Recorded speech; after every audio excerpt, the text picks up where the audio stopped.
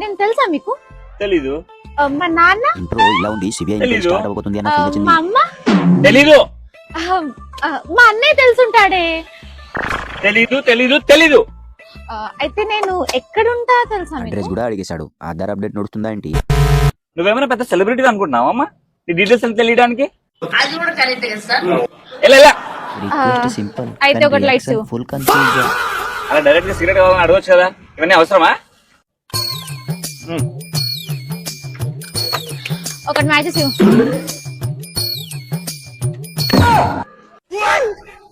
నువ్వు రాజు గారి మనవరాలి కదా?